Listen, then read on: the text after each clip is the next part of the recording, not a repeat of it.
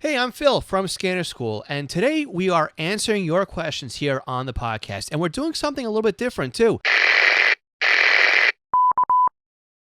We are simulcasting this podcast episode as a video cast, and what does that mean? That means that if you typically digest the podcast on YouTube, that means today you can see me. And this is something that we are going to do now with the podcast, is at least once a month. I said 2 with my fingers, but 1 with my voice. So we'll see what happens here. But we will be putting more content on YouTube, and I think it's about time that we start adding some more of this material because, again, audio only on YouTube doesn't really transfer that well. So today I'm answering your questions, and thanks to my dad and my uncle and even my grandfather, I've been around scanners my entire life, and I want to take some of what I know, I want to take all of what I know and transfer that knowledge over to you. So that's why we have Scanner School. Our mission here is to educate you and to teach you about the scanner radio hobby. And today we do that by answering some questions, kind of helping you out with what is bothering you with the hobby. And you can ask questions in multiple ways. Again, you can leave us a voicemail at 516-308-2885. And you can go to scannerschool.com/ask, and you can submit a question via SpeakPipe or just use the form on the site and ask me via email. So today's podcast and videocast are the voicemail questions. So we'll be answering 4 questions this month, and we will start going through them right now. So, Greg, a return question from last month. You can go ahead and lead off this month's Q&A session. Go ahead. Hey, Phil. This is Greg from Southern Ohio. I've been very happy using my SDR software to listen to my P25 system, but I have a question about SDR Trunk. I was wondering if there's a way to use my new AirSpy RSPDX receiver with SDR Trunk software. I've been using my new dongles. I have several of them working, and I love SDR Trunk software. It seems to work very well for me, but I haven't figured out how to get my AirSpy receiver to connect to that. So if you have any ideas or suggestions or could point me in the right direction, that would be greatly appreciated. And again, Phil, thanks very much for everything you do. Appreciate it. Hey, Greg, great question there. So you kind of threw out, again, 2 different flavors of SDRs. You threw out basically an AirSpy, which is a great product. And you've also thrown out RSPDX. Now, the AirSpy does not make the RSPDX. That is made by the same guys that make SDR Uno. That is the SDR Play device. So we're going to answer the simplest half of that question first, and then move on to the AirSpy half. So if you didn't catch on that already, the simpler answer here has to come with the RSPDX. Now, I am using the most recent release of SDR Trunk, which should be, at the time of this publication, 050 Beta 3. And if you aren't using that version, I highly recommend you jump into the beta version of that, because there's a lot of bells and whistles that were added to it, a lot of enhancements that haven't been yet released over on version 040. So to answer the first question about the RSPDX, you are hitting your head against the wall for a very logical reason, and that's because that device just is not supported at this time with SDR Trunk. If it is, I haven't been able to figure it out, but it's not working for me either. So I went online, I did some research. I don't see any supporting documentation that also says that the RSP product line is supported with SDR Trunk. And that really doesn't surprise me, because the the RSP devices require their own drivers, basically. They're not based on the same chipset as the AirSpy. They're not based on the same chipset as the RTL sticks either. So if you're running around with an RTL blog or even a New Elect dongle, no, the RSP products are a completely different animal. So with that, would require their own drivers. So, unfortunately, yeah, if you're trying to do that, it's just not going to happen for you at this time with the current release of SDR Trunk. Now on to the AirSpy. That is pretty more or less cut and dry. So what you'd want to do with the AirSpy is just like the RTL, your Newelec or your RTL blog dongles, is you want to have that plugged into your computer before you launch SDR Trunk. When you launch SDR Trunk and you go to your devices, you should see the AirSpy listed as a device. From there, you can either enable or disable the device, and you could also assign the device a particular role, such as what trunk system or what sites or even what narrowband FM dedicated control or voice channel, voice frequency rather, that you want that AirSpy to be dedicated to. So just like setting up any other RTL stick, it's the same procedure to set up an AirSpy device on SDR Trunk. So hopefully that answers your question. Again, threw out both flavors there, so we answered them both for you. Long story short, or the long answer short, RSPDXs will not work at this current, at this time in SDR Trunk. The AirSpys, you're good to go. Go ahead and play around with those. And a little bit of advice here, make sure you plug in your AirSpy device directly into your USB port on your computer. Plugging in the AirSpy device through a powered USB hub will actually cut back on the megasamples per second that the device can handle. For example, an AirSpy Mini that can typically do about a 6 megahertz or 6 megasamples per second, I think is the way you say it there, when plugged directly into your computer's USB port, will only get about 2.5 megahertz or MSPS, right? Megasamples per second of throughput basically off the stick if you power it up through a USB hub. So again, me bashing my head against the wall here for a little bit, trying to figure out why none of my AirSpys were ever giving me what I thought they would give me based on the description on their own website. That is why. Plug them directly into your computer. Bypass any USB hubs, powered or not. Plug them directly into your computer. At least that's what works for me. And again, transfer a little bit of knowledge from here to over there. Greg, thanks again so much for asking another question this month. I hope to hear back from you again soon. Let me know how you're making out with your SDRs. And also stand by because, again, somebody is winning a free tutoring session at the end of this videocast and podcast episode just for using our voicemail numbers. All right, let's go over to our next question of the month. Hi, Phil. Jeff here. The other day I was sitting in my office working when the power went out. And something told me that there was some sort of a accident or event locally. So by the time I got my system back up online for monitoring, the first officer was on the scene. And I got a pretty good wrap up. But it took me, 10 minutes to get my system back online. So it got me to thinking about ideas for uninterrupted service, fault tolerant, I guess, or a system. And I mean, there's a lot of things you can do that come to mind immediately. I typically am running 3 SDRs to monitor the P25, and I have a full size computer. I could probably take a laptop and just use that because the laptop actually stayed online because of the battery in it. Although after a while, they just don't get much life in them.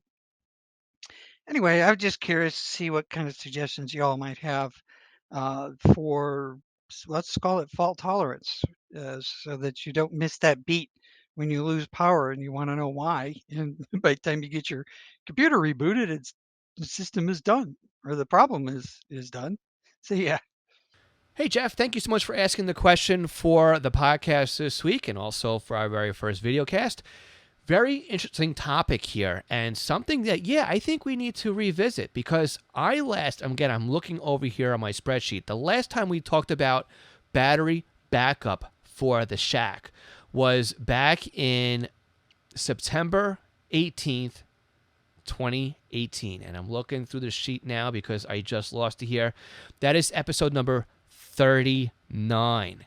So if you go back to the archives, go to scannerschool.com/session39 to find out when we talked about battery backup for the shack and also batteries. So this one is a rather interesting little bit of a topic here. And what we'll do here is we will put up a little slideshow on the videocast side. So if you listen to this on the podcast, make sure you check out the videocast to see the diagram that we are about to put up here. So what I would recommend is, first of all, great job with the laptop. I mean, not everybody wants to go ahead with a laptop. Personally, I run desktops because they have more power. You can kind of configure them a little bit better, more accessories, more drives, more USB ports, etc., etc. But laptops with the backup batteries, as long as they're working, or the onboard batteries, you're right. As soon as you lose commercial power, the laptop will work and continue to work on backup battery. So how do we transfer that over to our desktops? Well, that is something that we can easily do by going out and buying what is called a UPS, and that is a uninterrupted or uninterruptible power supply, I guess is what it's called. We'll put a little asterisk down in the in the video cast to correct what I am saying wrong. It's a UPS, okay? And basically what a UPS is, it's a giant battery that stays on charge and allows you to run your computers off of commercial power. But when you lose commercial power, the battery kicks in. Now, again, you are taking DC voltage and transferring it over to alternating current, which basically means you have some sort of funny sine wave, right? It's not a true sine wave. It's kind of like a step function sine wave, right? So it's not clean. It's not super clean, but it's enough to get the job done. And many UPSs will actually allow you to connect via USB or some other method to your computer to say, hey, we are on commercial power now, or we've lost commercial power now. We're going to start a timer, or we're going to gracefully shut down, which allows you, again, to save your work. And lets the computer go into standby mode or something like that, as opposed to just dropping off and maybe corrupting a disk or something like that. So whatever UPS you use is up to you. We'll put a couple of links down in the description of the podcast, the videocast episodes, and we'll show you which are some of the ones that I have used in the past. I've got several here in my shack that are up and running. I've got one on this computer. I've got one on my Windows computer. I've got one on a couple security setups here. I got one on my Raspberry Pis that run external drives. I keep them on my NAS units. I mean, they are all over the place. And again, they're great until the batteries start dying on you, and then you got to remember to get new batteries and whatever else. But the batteries aren't really that expensive. It's just a matter of a headache of, oh, well, now it's an alarm, and, you know, it's just chirping at 2 o'clock in the morning like a smoke detector. So that's the first step. The second step is, how do you keep your radios up and running when you are on auxiliary power? So if you're running on a UPS, you're okay, right? Because you could, in theory, plug in a radio, you could plug in your powered USB hub, and you can continue to run on backup power until you decide either to shut down your computer or the battery runs out or whatever else. Now, again, UPSs come in different ratings or different wattages. And again, the higher the number, the longer that it will last for you during an outage. Also, the more stuff you plug into it, or the less amount of stuff you plug into it, the longer it's going to last too, right? The more stuff you plug into it, the more drain on there, so it's going to die quicker. So again, maybe you have just your computer, your monitor, your USB hub, and maybe a conventional scanner radio on there. That's the simplest backup process that we can go with here. Now, in my shack, I go a little bit more on an extreme level, or I'm planning on going on more of an extreme level, because I don't run my scanner radios through the bricks, through the wall warts, right? I run them through a standard 12-volt power supply. Now, again, it doesn't make a lot of sense to go from commercial power out the wall to a UPS to a power supply back to your scanner, because when you lose commercial power, now you've got DC in the battery going to AC to the outlet, going back to DC to the power supply, right? Then to your radio, right? DC, AC, DC. It's too many, right? So I like to simplify things. Now, what you can do is you can plug in a power supply into the wall, and from there, you could run, I think MFJ makes it and West Mountain Radio, they actually sell a power pole device that will take power in from commercial side and a battery input as well. While you have commercial power, it will charge the battery. If you lose commercial power, it will automatically swap over to the battery power for you, allow you to run your shack on your 12 volts that comes off the battery.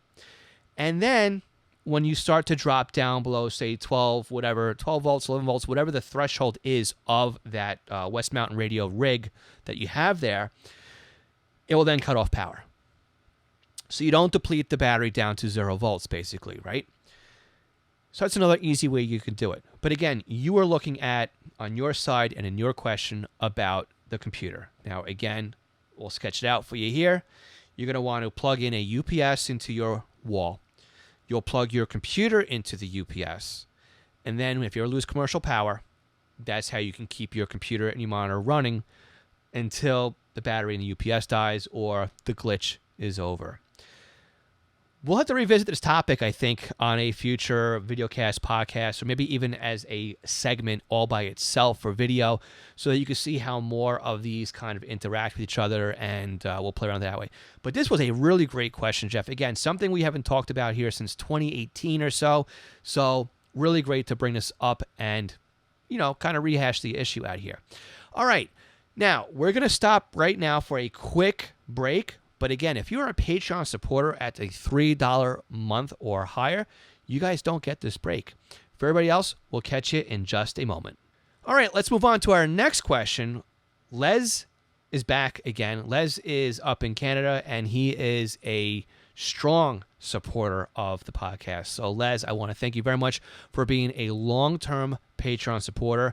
I want to thank you for being a long-term contributor to Scanner School, as well as being part of our extra credit Scan Nerds community. That's right, you guys have heard it here officially.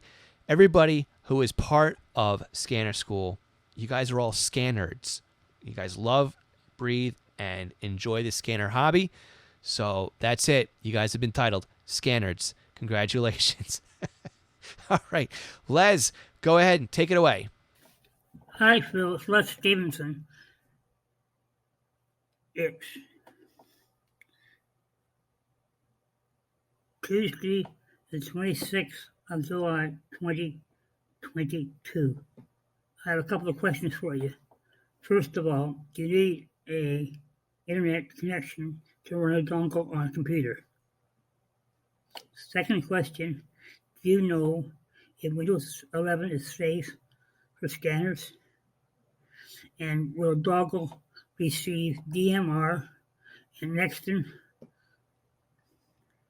Thanks a lot, Phil. Catch you soon. Look forward to next Tuesday's roundtable. Les, again, thank you so much for your support and your questions this month on the podcast and videocast. So we'll break down your questions 1, 2, and 3. Your first question here. Do you need an internet connection in order to run a dongle or a SDR stick on your computer? So simple answer is yes and no. Okay, let's explain why. You do need an internet connection in order to download the drivers. You're going to need those in order to run the stick. And the first thing you have to do is set up Zydag or Zydig. That's the software that installs the drivers for the RTL sticks.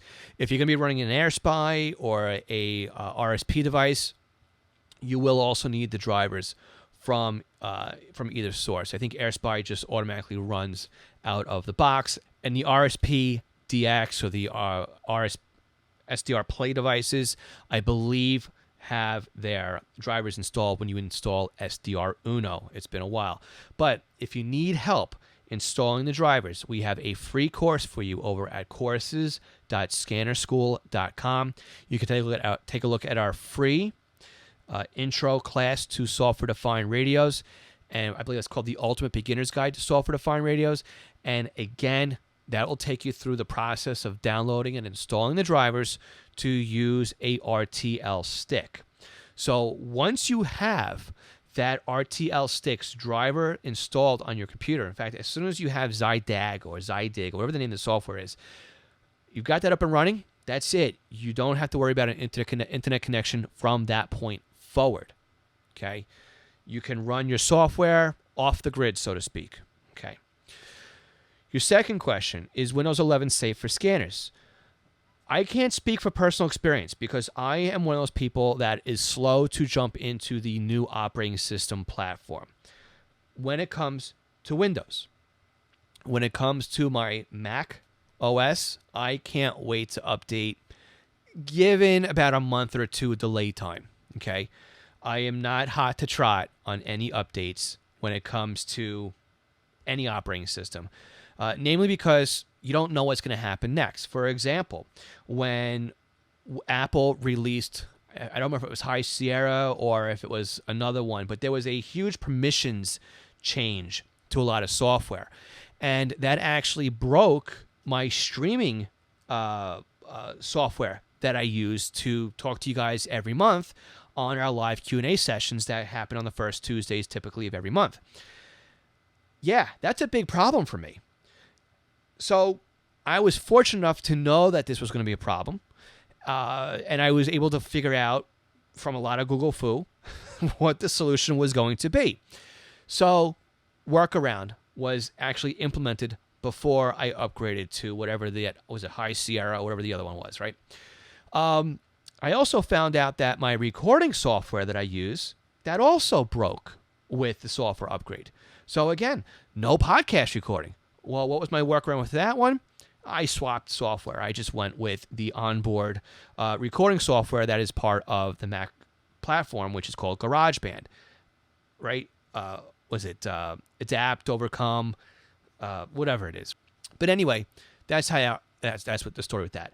When it comes to Windows, no, I drag my feet even longer when it comes to that. I was very, very slow to upgrade from XP to 7. In fact, it took my computer dying to go into Windows 7. Well, it took about the same for me to do Windows 10. I had to actually retire my Windows 7 PC to jump into Windows 10. And I didn't jump into Windows 10 until about a year or two ago, okay? Yes, and now we have a Windows 11. So I'm not there yet. I am not there yet. I may pick up a old laptop or a new laptop just to play around with to see how Windows 11 performs so that I'm not investing my main computer, which runs all my software-defined radios, runs all my live feeds, and I use to program basically any radio I need to program. I can't be without a Windows computer. I can't be without that Windows computer.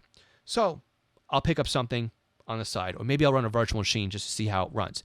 But for what I'm seeing online and what I am reading and what I am experiencing through third party, right? Third party being feedback through our Discord server, through Radio Reference or other mailing lists, is that Windows 11 does seem safe for scanners.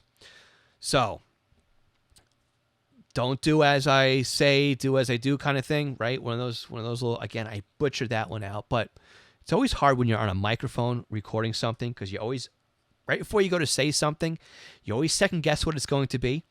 And then you end up screwing it up because you thought about it for too long instead of just speaking about it. But anyway, give it a go, right? I haven't really heard of many issues with Windows 11 and scanners. So I'm going to say you should be okay. Again, I haven't done it. I haven't experienced it. I can't give you my go-ahead on it. But from what I'm seeing online, you should be good to go. Okay, your third question, will a dongle receive DMR? The dongle itself will receive anything you throw at it, basically. It's whatever you tell it to do via software. That's the key here, okay? So, via software, yes, you can receive DMR. And there's a couple of pieces of software out there that will do it and do it fine. DSD Plus Fastlane will receive DMR. Will receive conventional DMR, which is type 1, type 2, and will also work on tier 3, tier 1, tier 2, which is conventional simplex, and tier 3, which would be trunking DMR. So you're good to go on capacity plus, capacity max, and even T3, right? you're good to go on those protocols in DSD Plus Fastlane. Also, I want to say SDR Trunk will also do DMR. Would have to double check that for you. But yes, you can receive DMR with software-defined radio. It's a very cheap and affordable way to get into DMR. Again, the free course that I shared with you earlier in your question, the Ultimate Beginner's Guide to Software-Defined Radio, will show you how to receive a DMR trunk system with one SDR. I believe we go into 2 SDRs on that one. The Fastlane version is definitely, hands down, the way to go, though. You can do a lot more with it, and it's well worth the $10 or $25 US dollar investment for the yearly or multi-lifetime subscription. I jumped right in a lifetime for DSD Plus Fastlane many years ago, which basically means that I have saved myself a ton of money. Instead of renewing every year, I paid for it once. After 2.5 years, it was basically, I'm keeping up with the updates for nothing extra. So, yes, answering your 3 questions, Les, you only need internet connection just to download the drivers. After that, you're good to go. Is Windows 11 safe for scanners? I would say you should be good to go. Again, from personal experience, I can't recommend or not recommend Windows 11, but I'm pretty sure based on what I'm reading, you should be okay. And 3, will a dongle receive DMR? It's not the dongle. It's the actual software you're going to use. And yes, you can use a dongle, an RTL, an AirSpy, an RSP DX, a Raspberry, the SDR Unos. I keep messing them up. The RSP Play, the RSP devices will also do it. Because again, it's all based on software. So let's talk about this again, because we talked about RSPs not working with SDR Trunk. RSPs will work with DSD Plus Fastlane. So if that's what you have invested in, you're okay there. Also with AirSpies and RTLs over on Fastlane. Les, again, thank you for support. Again, stand by, because we're going to see who wins a free tutoring session at the end of this podcast episode. All right, our last question comes in from Tom. Tom, go ahead with your question. Hey, Phil, this is Tom Schill from Clearwater, Florida. I am attempting to update firmware and database lists for my HP 536HP. I plug the cable in.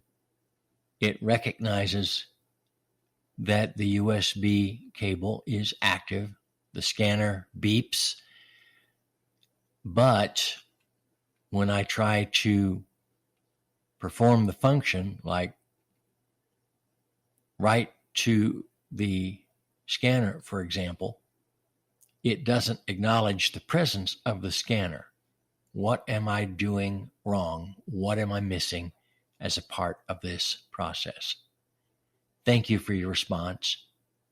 Have an awesome day. Hey, Tom, great to hear from you again. And for everybody who doesn't know, Tom has asked a couple of questions for the podcast in the past. Tom has also worked with me one-on-one for a tutoring session. And a little bit of information about Tom, and Tom, I hope you're okay with me sharing this, is Tom is visually impaired. So this question might make a little bit more sense to anybody out there because of the way I'm going to answer it now. So it's going to be a little bit more detailed because I want to be able to help Tom out as best as we can here. So Tom, what's actually happening is when you plug your HP or your 536 HP into the computer with your USB connection, it is beeping because it's asking you a question. It wants to know, do you want to connect to mass storage mode, which basically means you're going to mount the micro SD card as a extra drive, or do you want to go into serial mode and control the scanner via software? If you do nothing here, the scanner is going to go into serial mode. Okay? So what you have to do is when you connect the USB cable to the computer and the scanner beeps at you, is you have to press E immediately after the beep to basically reboot the scanner and put it into mass storage mode. If you press the dot key, that puts it into serial mode. Now, where is the E button on your scanner? You will find the E button on the bottom right-hand corner of the keypad. That is where the E button is. The dot key is on the left side, bottom row of the keypad. That is where you'll find those two keys. So again, you're going to plug your scanner in. You're going to wait for the beep. Once you hear the beep, you're going to press E. Again, bottom right-hand corner of the keypad. That will put your scanner into mass storage mode. From that point, you should be able to see your drive in Sentinel. Now, I've got two other ways that you can go about doing this without having to mess around with the scanner itself. The first way is you turn off the scanner, let it power down, eject the card out of the scanner. Basically, you're going to push it in, it's going to eject out. You'll remove the micro SD card, and you can put it into a SD card reader. So whether it be a standalone micro SD card reader that you plug in via USB, or if you have an adapter that converts a micro SD card into a full-size SD card, and then you plug that into your computer, whether through a port or a USB plug, that will also mount that micro SD card as a drive. You can then use Sentinel to talk to that micro SD card because it's already mounted as a drive. It doesn't need to be in the scanner in order to work.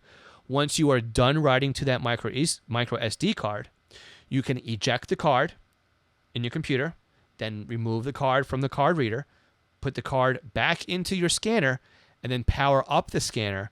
And again, it will reboot and take all of the updates that you've sent to the micro SD card. This also works for firmware upgrades as well. Another thing you could do is if you use ProScan, you can actually force the scanner to go into mass storage mode when you go to write from the database into the scanner. Now, using a screen reader, it might be very cumbersome to do that with ProScan. ProScan is a great piece of software, but the thing that might be a roadblock for you, I don't want to say a roadblock, but a hurdle for you, is the fact that the favorites list becomes its own window outside of the main program. You have to use the favorites list editor to manipulate the favorites lists that are in your scanner. You do need a radio reference premium account in order to pull the information off of radio reference, because now you're not using the Uniden server, you are using the actual radio reference database to pull the information and to build those favorites lists. And then from there, you have to then write it back to the scanner. But again, there is the ability in ProScan to send the reboot command. It works very nicely. We have done it with some people that I know helping out with some remote scanners that are off-site, and we've been able to program up the Home Patrol series scanners, whether it be the 536 or even the SDS 200, to reboot them, throw them in mass storage mode, right to the database. Then the scanner then reboots again, comes out of mass storage mode, goes back into serial mode, and we are able to communicate with the scanner that way normally. I think, Tom, one of the two ways I spoke about earlier is probably the best way to do it. If you're going to plug the USB cable in, just listen for the beeps, press enter. It will then go into the mass storage mode. And you should hear on your computer that ding-dong, right, that you typically hear when you mount a drive to the computer. You should hear that tone on your computer when it mounts. I don't think you're hearing it now. You didn't say you were hearing it. You were just mentioning that you were listening to the scanner reboot. Tom, I really hope that helps you out this one. Again, if it doesn't, let me know, and we will certainly circle back with you and give you some more guidance on how to help you send your favorite lists over to the 536. Really nice scanner. I know it's a little bit different than some of the older ones, but I think that's the step you're missing there. All right, so we have 4 questions answered this month. And as a reminder, I typically answer your questions live on YouTube, Facebook, Instagram, Twitter on the first Tuesdays of every month. This Tuesday may or may not happen. I'm going to recommend that you look for our email newsletter that comes out every Tuesday to let you know if we will be hosting a meeting this month. Also, you can look at our YouTube channel if we have a video in queue that says we're going live.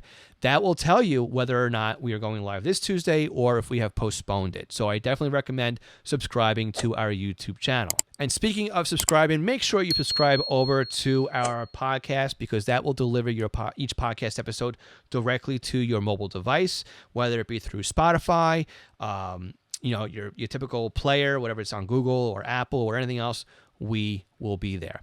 All right. And again, if you've learned something from today's podcast episode, or you know somebody that will, look, that's the best way that you can help us with our mission here, right? By teaching more people about the podcast. Make sure you share this podcast and videocast episode with your friends, whether it be via email or even a social share. All right. So we are now time to see who is going to win the free tutoring session for this month. So again, you can ask me your questions by picking up the phone right now and calling 516-308-2885. That goes right to voicemail. You don't speak to me, so don't worry about bothering me at 2 o'clock in the morning. Or you can go over to scannerschool.com/ask and ask by clicking on the SpeakPipe link. And that's good for those who are outside of the U.S. or even those that just want to use your phone or tablet or a microphone on your computer to leave us a message that way. Of course, typical mail works as well. Just use the form over at scannerschool.com/ask. All right, so on the screen, we will put up a random number generator. And this random number generator will tell us who is about to win this free tutoring session. So, because this is our very first video cast, I don't really have an understanding on how to set that up just yet, but we will get there. So, I have put 4 numbers in the Google random number generator. We've got 1 for Craig, we've got 2 for Jeff, we've got 3 for Les, and we've got 4 for Tom. All right, so let's go through and start pressing the refresh button on the screen here. All right, so here we go. 1, 2, 3, 4, and 5. So it dropped on number 2. And with that, that means we go back to our handy dandy sheet here. Jeff, you have won this month's free tutoring call. Please reach out to me, and I will give you the coupon code to use over at scannerschool.com/tutoring, so you can put that in and book your tutoring session for free. All right, so I want to thank everybody for watching our very first version of this, the videocast. Let me know in the descriptions down below what you thought of this videocast and any suggestions for anything that's upcoming we should do, or just feedback in general. Would love to know what you thought about this. We'll catch you all next week. My name is Phil Lichtenberger. My radio call sign is W2LE, and this is Scanner School. We answer all of your scanner radio questions. 73.